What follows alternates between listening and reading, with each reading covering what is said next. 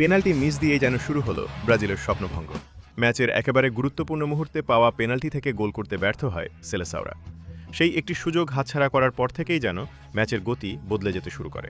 আত্মবিশ্বাস ফিরে পায় নরওয়ে, আর চাপে পড়ে যায় 5 বারের বিশ্ব চ্যাম্পিয়ন ব্রাজিল। শুরু থেকেই বলের দখল এবং আক্রমণে এগিয়ে ছিল ব্রাজিল। একের পর এক আক্রমণ চালিয়ে নরওয়ের রক্ষণভাগকে ব্যস্ত রাখলেও কাঙ্ক্ষিত গোলের দেখা পাচ্ছিল না দলটি। ঠিক এমন সময় আসে সুবর্ণ সুযোগ, পেনাল্টি।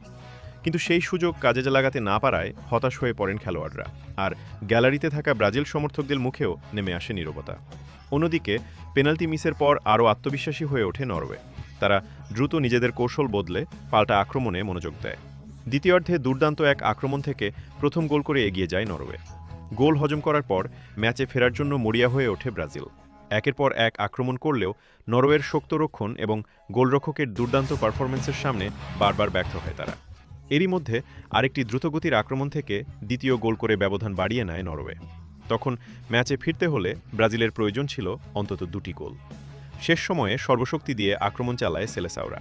যোগ করার সময়ে একটি গোল শোধ করতে সক্ষম হলেও সেটি শুধুই ব্যবধান কমানোর জন্য যথেষ্ট ছিল। শেষ বাঁশি বাজতেই 2-1 গোলের জয়ে ইতিহাস গড়ে কোয়ার্টার ফাইনালে জায়গা নিশ্চিত করে নরওয়ে। অন্যদিকে ব্রাজিলের বিশ্বকাপ অভিযান শেষ হয়ে যায় রাউন্ড অফ 16তেই। শিরোপা জয়ের স্বপ্ন নিয়ে টুর্নামেন্ট শুরু করলেও শেষ পর্যন্ত হতাশা নিয়েই মাঠ ছাড়তে হয় 5 বারের বিশ্ব চ্যাম্পিয়নদের। ম্যাচ শেষে ব্রাজিলের খেলোয়াড়দের চোখে ছিল হতাশার ছাপ, আর সমর্থকদের মধ্যে নেমে আসে গভীর বিষাদ।